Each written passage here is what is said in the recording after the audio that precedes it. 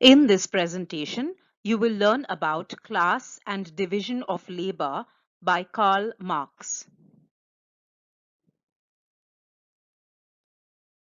Marx's theory of class is based on the relations of domination and exploitation in production and therefore look upon the class struggle.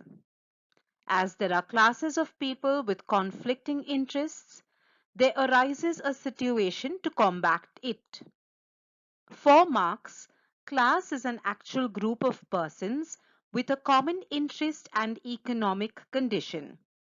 Marx argued, classes are not differentiated merely by income and occupations of their members, but instead, what constitutes class is the work context and not the work itself. The dominant class is the owner of means of production, and the working class only serves the dominant class.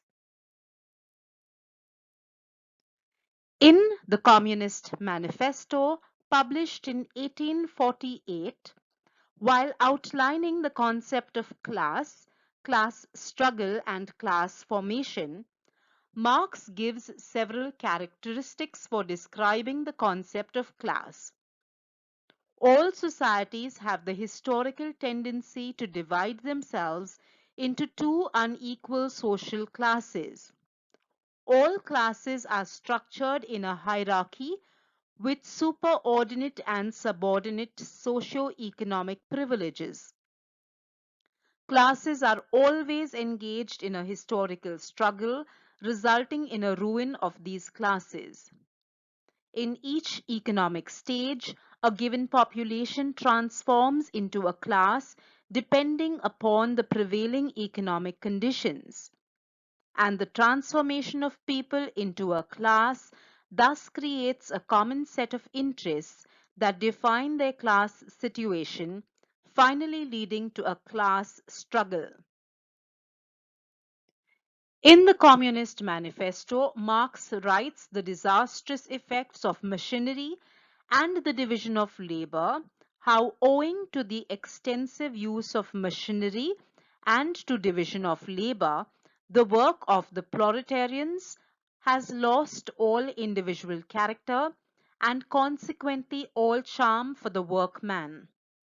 For Marx, the division of labor within the capitalist society creates enmity amongst the people by creating and upholding massive class differences. For Marx, due to the division of labor, the capitalist society is able to separate workers from their final products as the labor required to produce it is itself broken down, and thus the workers lose control over their products as well as the markets where these are exchanged for money. This division of labor influences the way workers experience their work, their creation, resulting in ultimate alienation from the work, the product, and fellow beings.